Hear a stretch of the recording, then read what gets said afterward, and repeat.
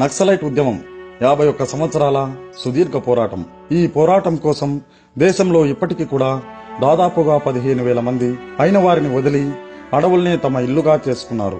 దోపిడీకి గురయ్యే బడుగు వర్గాలే తమ బంధువులుగా, కష్టాల్లో ఉన్నవారే తమ స్నేహితులుగా భావించి వారి కోసం పోరాటం చేస్తున్నారు. ఈ ఉద్యమం చట్ట వ్యతిరేకమంటూ ఈ పోరాటాన్ని అణచడానికి వందలాది భద్రతా దళాలు నక్సలైట్ల కోసం నిరంతరం అడవుల్ని జల్లెడపడుతున్నాయి. విషాదాన్ని కొలిపే ఈ మహాపోరాటంలో గడిచిన 20 సంవత్సరాలలోనే దాదాపుగా 12,000 మందికి పైగా అసువులు బాసారు. మనం అప్పుడప్పుడు వార్తలలో పోలీసులకు నక్సల్స్ కు మధ్య ఎన్కౌంటర్ జరిగింది, ఆ ఎన్కౌంటర్ లో పలానా పోలీసులు చనిపోయారనో లేదా ఇంతమంది నక్సల్స్ చనిపోయారనో వార్తలు తెలుసుకుంటుంటాం. పోలీసులు నక్సల్స్ ను చంపినప్పుడు అయ్యో పాపం నక్సల్స్ అని, పోలీసులు చనిపోయినప్పుడు అయ్యో పాపం పోలీసులని బాధపడుతుంటాం. కానీ అసలు ఎవరు ఈ నక్సల్స్? వారు ఎందుకు ప్రజల అభీష్టం మేరకు ఎన్నికైన ప్రభుత్వాల మీద పోరాటం చేస్తున్నారు? వారి లక్ష్యం ఏమిటి? అసలు నక్సలైట్ ఉద్యమం ఎప్పుడు ప్రారంభమైంది? ఎందుకు ప్రారంభమైంది? నక్సలైట్ల పోరాటం వలన దేశానికి లాభమా లేక నష్టమా? ఎవరి బ్రతుకు వారిదైన ఈ ఆధునిక యుగంలో కూడా నక్సలైట్లు తమ ఉద్యమాన్ని కొనసాగించడం అవసరమా? కేంద్ర రాష్ట్ర ప్రభుత్వాలు అత్యంత క్లిష్టమైనదిగా భావిస్తున్న ఈ సమస్యకు పరిష్కారం ఏమిటి? హృదయాలు భీతి చెందేంతగా హింసకు కారణమవుతున్న ఈ పోరాటానికి అంతం ఎప్పుడు అనే విషయాలు చాలా మందికి తెలియవు. నక్సలిజం గురించి మనకు తెలియని ఇలాంటి అనేక ప్రశ్నలకు సమాధానమే ఈ ఎపిసోడ్.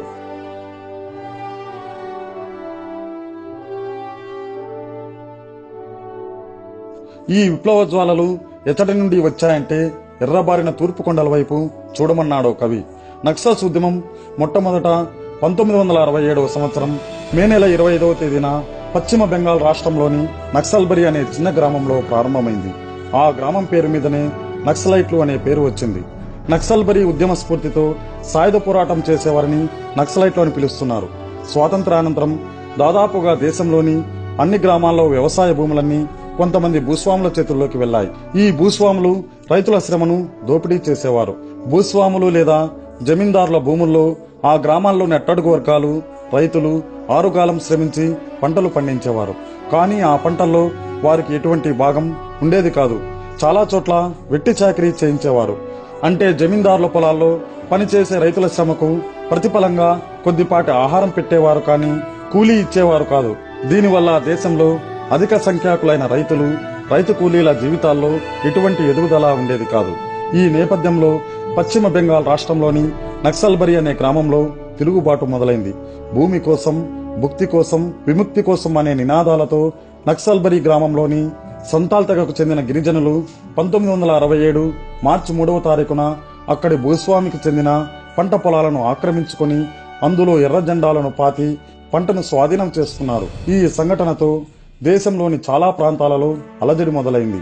2 శతాబ్దాలకు పైగా బ్రిటిష్ వలస పాలకుల చేతిలో, ఆ తర్వాత 2 దశాబ్దాలు భూస్వాముల చేతిలో దోపిడీకి గురైన అనేక మంది రైతులు చైతన్యం పొందారు. 1967 ఏప్రిల్ కల్లా పశ్చిమ బెంగాల్ రాష్ట్రంలోని దాదాపుగా 60 చోట్ల భూ పోరాటాలు జరిగాయి.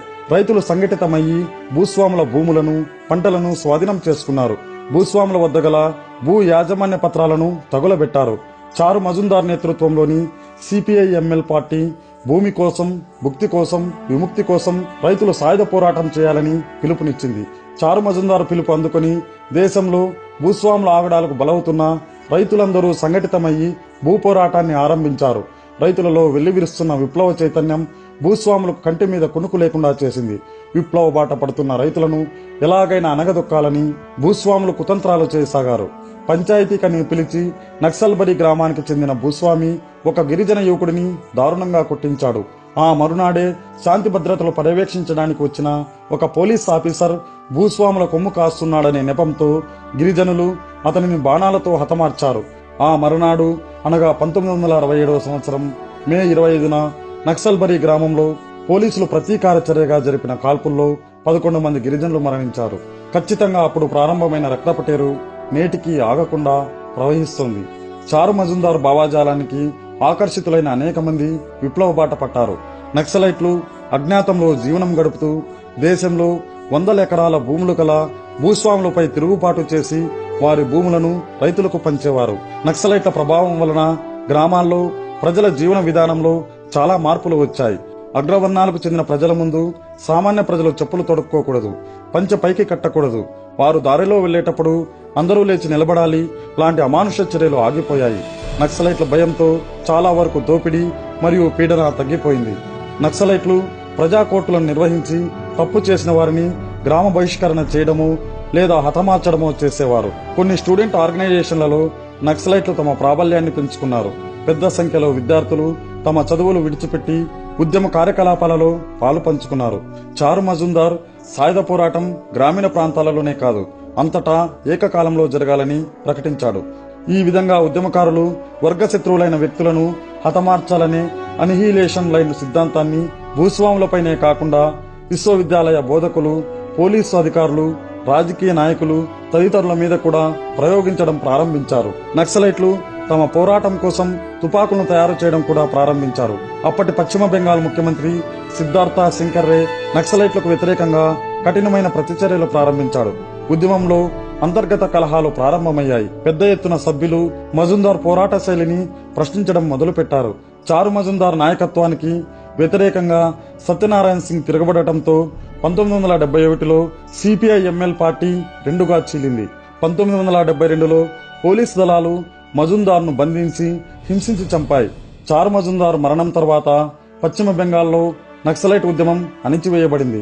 కానీ ఇతర రాష్ట్రాలలో ఈ పోరాటం విజృంభించింది. ప్రస్తుతం నక్సలైట్ల ప్రభావం దేశంలోని 12 రాష్ట్రాలలోని 118 జిల్లాలలో ఉంది. నక్సలైట్ ఉద్యమం తెలుగు ప్రాంతాల్లో మొదటగా శ్రీకాకుళం జిల్లాలో మొదలైంది. శ్రీకాకుళ రైతాంగ పోరాటం దాదాపుగా నక్సల్ బరీకి సమాంతరంగా ప్రారంభమైంది. షావుకార్లు, భూస్వాముల దోపిడీకి వ్యతిరేకంగా గిరిజన రైతాంగం తిరుగుబాటు చేసింది. ఈ పోరాటంలో ఎంతో మంది మేధావులు మైదాన ప్రాంతాల నుంచి వెళ్లి ప్రాణత్యాగం చేశారు. ఆ ఉద్యమ ఫలితంగానే అప్పటి వరకు ఎటువంటి రక్షణ లేని గిరిజనుల అభివృద్ధికి ఇంటిగ్రేటెడ్ ట్రైబల్ డెవలప్మెంట్ అథారిటీని ప్రభుత్వం ప్రారంభించింది. గిరిజనుల భూములు అన్యాక్రాంతం కాకుండా 1/70 చట్టాన్ని తీసుకొచ్చింది. అదేవిధంగా గోదావరి లోయలోని వరంగల్, ఖమ్మం, తూర్పు గోదావరి, పశ్చిమ గోదావరి జిల్లాల్లోని ఆదివాసులకు దాదాపు 3 లక్షల ఎకరాల భూమిని పంచినట్టు నక్సలైట్లు తమ నివేదికల్లో తెలియజేశారు. తర్వాత ఈ ఉద్యమం ఉత్తర తెలంగాణ ప్రాంతానికి విస్తరించింది. తెలంగాణలోని కొన్ని గ్రామాల్లో దొరలను గాడిదల మీద ఊరేగిస్తే మరికొన్ని గ్రామాల్లో దొరలకు సాంఘిక బహిష్కరణ విధించారు. ఇదో సామూహిక ప్రజా ఉద్యమం. వివిధ కులాలు వెట్టికి స్వస్తి పలికాయి. మాలా మాదిగలు కూలీ ఇవ్వకుండా పనులకు రామని తెగేసి చెప్పారు. భూస్వాములు అక్రమంగా ఆక్రమించుకున్న భూముల్లో ఎర్ర జెండాలు పాతి ఆ భూములను స్వాధీనం చేసుకున్నారు. ఇది కరీంనగర్, ఆదిలాబాద్ జిల్లాలో పెద్ద ఎత్తున ఒక ఉప్పెనలా సాగింది. దీనితో భయపడి చాలా మంది భూస్వాములు గ్రామాలను వదిలి పారిపోయారు. అయితే నక్సల్బరీ, శ్రీకాకుళం, ఉత్తర తెలంగాణ ఉద్యమాలకు మౌలిక తేడా ఉంది. నక్సల్బరీ మరియు శ్రీకాకుళంలో గిరిజన పోరాటం జరిగింది. కానీ ఉత్తర తెలంగాణకు మాత్రం ఈ ఉద్యమం రైతు కూలీల పోరాటంగా వచ్చింది. సామాజిక, రాజకీయ, ఆర్థిక రంగాలలో అనేక మార్పులకు నాంది పలికిన నక్సలైట్లు 1980లో తమ ఉద్యమం పేరును పీపుల్స్ వారుగా మార్చుకున్నారు. తరువాత 2004లో అనేక చీలికలుగా ఉన్న నక్సలైట్లు ఏకమై మావోయిస్టులుగా పేరు మార్చుకున్నారు. ఇప్పటికీ 50 సంవత్సరాలు దాటిన ఈ సుదీర్ఘ పోరాటంలో అనేక చోట్ల రక్తపుటేరులు పారాయి. ఈ పోరాటంలో వేల సంఖ్యలో విప్లవకారులు, పోలీసులు, భద్రతా బలగాలు, అధికారులు, ప్రజాప్రతినిధులు అసూలు బాసారు. పాకిస్తాన్ ప్రేరేపిత టెర్రరిస్టుల మాదిరిగానే వీరిని కూడా ఆయుధాలతో అణిచివేయాలని చూస్తోంది భారత ప్రభుత్వం. కానీ జిహాద్ పేరుతో మతోన్మాదం నిండిన ఉగ్రవాదులు వేరు. పేదల కోసం, గిరిజన, ఆదివాసీల కోసం ప్రాణాలు అర్పించే నక్సలైట్లు వేరు.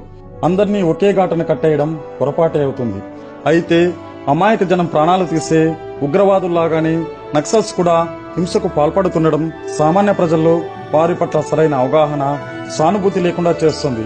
50 ఏళ్లుగా జనం కోసం పోరాడుతున్న నక్సలైట్లు అదే జనంలోని కొందరిని ఇన్ఫార్మర్లంటూ కాల్చి చంపడం, పోలీసుల్ని గెరిల్లా పద్ధతుల్లో బలి తీసుకోవడం, ప్రభుత్వ ఆస్తుల్ని ధ్వంసం చేస్తూ అభివృద్ధిని నిరోధిస్తూ తద్వారా ఏ జనానికి మేలు జరగాలో వారికే అడ్డుగా మారటం, ఇవన్నీ నక్సలైట్ల పట్ల ప్రజలకు గల గౌరవాన్ని, సానుభూతిని తగ్గించింది. ఏది ఏమైనా ఎటువంటి అలజడి లేకుండా ప్రజల ఓటుతో ప్రభుత్వాలు మారే అవకాశమున్న భారత్ లాంటి ఘనమైన ప్రజాస్వామ్య దేశంలో తుపాకీతో న్యాయాన్ని సాధిస్తామనడం అవివేకం మరియు అన్యాయం. ఎందుకంటే అన్యాయం జరిగిందని ఒకరు చిన్న తుపాకీ పట్టుకుంటే వారి చేతిలో దాడికి గురైన వ్యతిరేక వర్గం అంతకన్నా పెద్ద తుపాకీ పట్టుకుంటుంది. ఫలితంగా రక్తపాతం తప్ప చెప్పుకోదగ్గ ఫలితం ఉండదు. కావున మావోయిస్టులందరూ జనజీవన స్రవంతిలో కలిసి ప్రజాస్వామ్యయుతంలో పోరాటం సాగించాలి. సాయుధ పోరాటంలో ప్రదర్శించే పటిమలో, వారు చేసే త్యాగంలో 10వ వంతు పోరాట పటిమను ప్రజాస్వామ్య మార్గంలో చూపిస్తే చాలు. దేశంలోని బడుగు బలహీన వర్గాల కష్టాలన్నీ తొలగిపోతాయి. అదేవిధంగా ప్రభుత్వాలు కూడా శాంతి భద్రతల పేరుతో మావోయిస్టుల మీద విరుచుకుపడకుండా సమస్య పరిష్కారానికి కృషి చేయాలి. దోపిడీను ఆపకుండా ప్రతీకార చర్య ద్వారా నక్సలిజాన్ని అణిచివేస్తామనడం హాస్యాస్పదం. 60-70లా కాక దోపిడీ కొత్త రూపు సంతరించుకుంది. విద్య, వైద్యం, న్యాయం పేరుతో విపరీతమైన దోపిడీ సాగుతోంది. పేద మరియు ధనిక తేడా లేకుండా ప్రజలందరూ సంపాదించినదంతా పిల్లలకు చదువు చెప్పించుకోవడానికి, ఆసుపత్రులలో వైద్యం చేయించుకోవడానికి ఖర్చు చేయాల్సి వస్తుంది. దీనివల్ల ఎన్ని చర్యలు తీసుకుంటున్నా దేశంలో పేదరికం పెరిగిపోతోంది. పేదరికం కొనసాగినంత కాలం ప్రజల తిరుగుబాట్లను ఆపడం ఎవరి తరం కాదు. కావున ప్రజల కోసం ఏర్పడిన ప్రభుత్వాలు బడ్జెట్లో విద్యకు, వైద్యానికి ఎక్కువ శాతం నిధులను కేటాయించాలి. పుట్టిన ప్రతి బిడ్డకు ఎల్కేజీ నుండి వారు ప్రయోజకులయ్యే వరకు ఏ విద్యా సంస్థలలో చదివినా అంతవరకు అయ్యే ఖర్చును ప్రభుత్వమే భరించాలి. అలానే ప్రజలు ఏ ఆసుపత్రిలో వైద్యం చేయించుకున్నా అందుకు అయ్యే ఖర్చును నయా పైసాతో సహా ప్రభుత్వమే భరించాలి. అప్పుడే భారతదేశంలో పేదరికం అంతమవుతుంది. పేదరికం అంతమైతే నక్సలైట్ తరహా సాయుధ పోరాటాలన్నీ అంతమవుతాయి. దేశంలో శాంతి వెల్లివిరుస్తుంది. ఫ్రెండ్స్, మీకు ఈ వీడియో నచ్చినట్లయితే దయచేసి లైక్ మరియు షేర్ చేయండి. ఇలాంటి మరిన్ని మంచి అప్డేట్స్ను మీరు మిస్ కాకూడదనుకుంటే నేను మీ శ్రేయోభిలాష్ అనే ఈ యూట్యూబ్ ఛానల్ని తప్పకుండా సబ్స్క్రైబ్ చేసుకోండి. Thank you for watching.